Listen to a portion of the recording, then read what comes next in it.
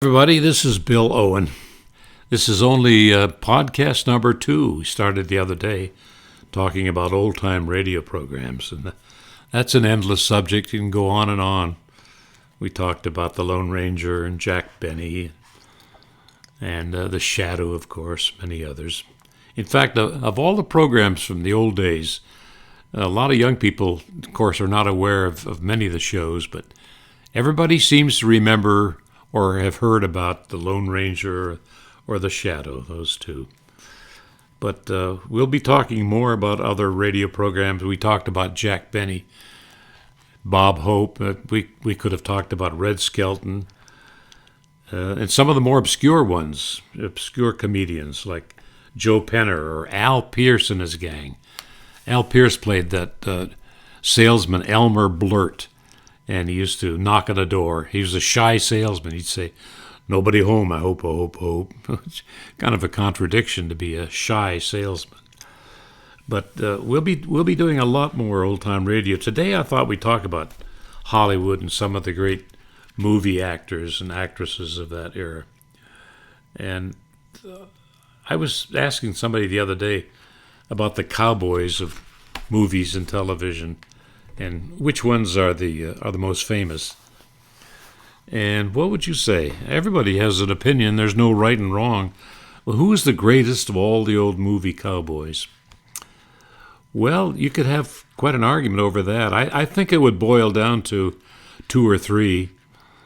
Maybe you would say the Lone Ranger, but I would put Hopalong Cassidy at the top of the list. He had such a profound effect on youngsters growing up in the 30s, 40s, and 50s.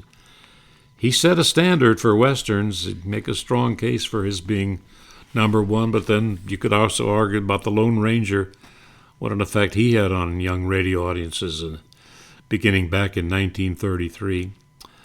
They were both so successful in merchandising things, from lunchboxes to clothing. Hoppy, by the way, was played by just one actor in all 66 films. I think I saw all 66. I'd go Saturday afternoon to the Bijou, and my mother would give me 16 cents, 11 cents for the ticket, 5 cents for candy caramels. Sit there, and they would last sometimes through the double feature. William Boyd. He had been a silent film actor. He was not in the best of times when casting came along for Hopalong Cassidy, and he was supposed to be a villain. That was what the part he was trying out for, but he convinced the producers, let him try out for the lead. And it worked. He had a great voice, one of the great voices of Hollywood. And the character, Hoppy, always wore a black hat to match his dark clothing. That was unusual, because early on the bad guys wore the black hats and the good guys wore the white hats. But he also was in comic strips and on radio, just like the Lone Ranger. He started out in 1935. And Hoppy was a different kind of character early on. He was just a tough, crude cowboy. And a lot of cursing and so on. But as on the movie version, Hoppy was quite different. He was really a clean-cut character. He didn't hobble along with a limp as the original Hoppy did in the books and so on. He was shot in the leg supposedly and always had that little limp. Consequently, he was Hopalong. Anyway, Boyd bought the rights to his own movies, and when television came along, they were looking for Phil, literally, and boy, that satisfied the appetite for Western. So he made quite a fortune by selling his rights to the movies of Hopalong to television. Well, there were a lot of other Western stars, of course. Tom Mix was my older brother's favorite cowboy. Tom Mix with the Ralston Straight Shooters. Oh yeah, he was wonderful. My own favorite early on was Gene Autry, the first of the major singing cowboys. And what was his horse's name? Everybody knows Lone Ranger's horse was Silver. And what was Hopalong Cassidy's horse? Let's see. Yeah, Hopalong Cassidy's horse, Topper. Oh, he was wonderful. My brother Jack always liked Hopalong Cassidy. He also liked Buck Jones, who also happened to have a horse named Silver. Buck Jones died as quite a hero, helping people during that horrible fire in Boston, the Coconut Grove. You don't think of a cowboy being at a nightclub in Boston, but that's where he was on that fateful night. Roy Rogers, everybody seems to know Trigger, a great horse. And Johnny Mack Brown, another of the great cowboys. He was a sensational football star at the University of Alabama. He was a star in one of the Rose Bowl games for Alabama and went on to a fabulous movie career. One of my favorites was Hoot Gibson, kind of obscure, right? And Ken Maynard. I guess the earliest of the famous cowboys was William S. Hart. Oh, there were a bunch of others. There was Dick Foran, there was Wild Bill Hickok, there was Rex Allen, Tim McCoy. Herb Jeffries, the great black singer, was also a great star in westerns. And they had what they did, segregated theaters in those days. And Herb Jeffries was frequently the featured star in a western in those theaters. Well, there were a lot of great people out in Hollywood. And how about the King? Well, of course, young people would say the King. Oh, that was Elvis Presley. But long before Elvis came along, Clark Gable was known as the King of Hollywood. He made so many movies, a couple every year, at a tremendous rate, and all good, top quality A movies. So I guess if you were making a list of the top movie actors of all time, my tendency would put Clark Gable at the top. I've got so many other favorites. Cary Grant, what a wonderful, versatile actor. He could play anything. Super sophisticated. My favorite line, I think it was the movie Charade with Audrey Hepburn, and he's saying goodnight to her, and Audrey says to him, "You know what's wrong with you?" And he says, "What?" "Nothing," she says. I thought that was just great. Who remembers Spencer Tracy? All those movies. All the movies he made with Katharine Hepburn, his real-life amour, inamorata.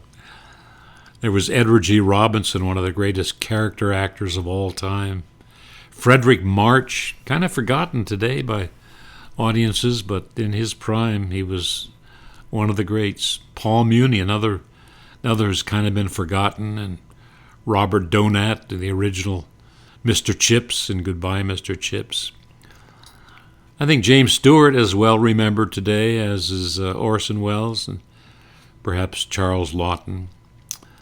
Oh, just think of all the great stars. Laurence Olivier, Claude Rains, Wallace Beery, Tyrone Power, James Cagney, Ronald Reagan, can't forget he was a major star. Errol Flynn, Marlon Brando, Humphrey Bogart, John Wayne. I think everybody admired John Wayne in those days. Randolph Scott, Clint Eastwood, Don Amici, James Mason, Peter O'Toole. How about the Barrymore family? John, Lionel, Ethel, Ray Milland, Walter Pidgeon, George Raft, Henry Fonda. Each one of those kind of conjures up an image of a career, doesn't it? Alan Ladd, William Powell, and the other Powell, Dick Powell, no relation, of course. And as you know, there was an Eleanor Powell, a great dancer. Oh, we remember Van Johnson, Van Heflin, the two Vans, Fred McMurray, Burgess Meredith, Lon Chaney, and Lon Chaney Jr. Lon Chaney, the man of 1,000 faces in the silence. And along came Lon Chaney Jr., his son. And at one point, he was believed to have been in more movies than any other actor. He was in so many westerns, but he was in horror films. He was a constant appearance on the screen. Paul Henreid, Ward Bond, Dennis Morgan. Isn't it amazing when you start listing them how many there were?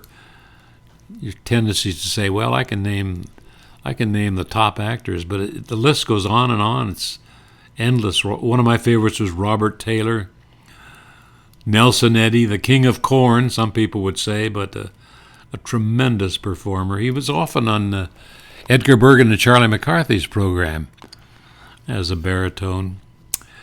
John Gilbert, one of the original leading men of Hollywood. Basil Rathbone, oh, you know what role he owned. He owned that role of Sherlock Holmes. Nobody has ever come close to playing it as well as he did. Another probably underrated actor of that era is Edward Arnold. He played leads and character actors. There was Walter Huston, Maurice Chevalier.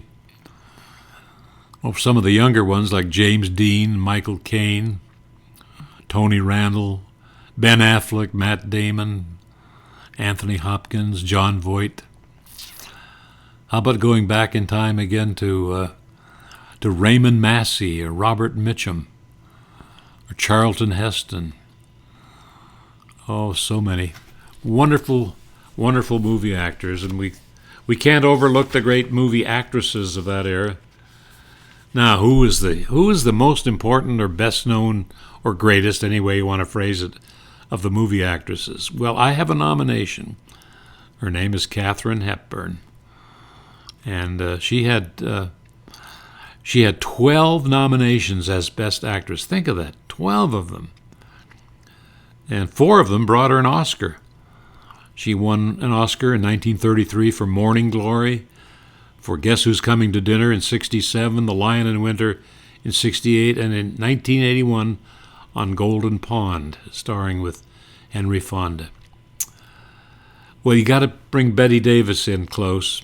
A lot of people didn't appreciate her, but few would deny that she was a great, great actress, and she almost got the role as Scarlett O'Hara in Gone with the Wind, but the fact that earlier she had played Jezebel, the character, the title actress, and that it was somewhat similar to Gone with the Wind, so that took her out of the running. But she came very close, as did Susan Hayward, to being Scarlett O'Hara. There was Claudette Colbert, there was Louise Reiner, I believe you'd pronounce it, Austrian actress. There was Greer Garson, the Irish actress. Vivien Leigh, we just referred to her as Scarlett O'Hara. The sisters, Joan Fontaine and Olivia de Havilland. Ingrid Bergman, Barbara Stanwyck, Deborah Carr, Ann Sothern. Isn't it wonderful, the memories that we have, each one, again, conjuring up a beautiful image on screen. Who was America's Sweetheart? Remember that one? Mary Pickford. It was interesting, because Mary was a wonderful actress, starting as a child and continuing. She played childlike roles even as she grew up. But she was deathly afraid of microphones when she was first on radio. And so NBC had a special microphone they designed for her so to quell her nerves and the fear of being on radio. It was disguised as a lamp.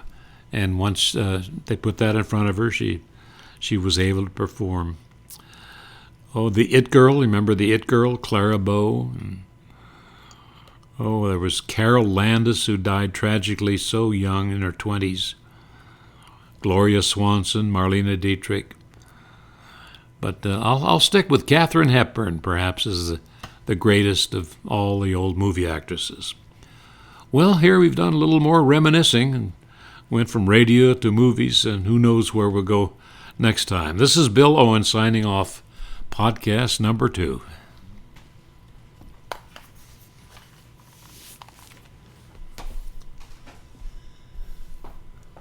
Okay, that was kind of fun. Well, let's see if you got it. It was fun.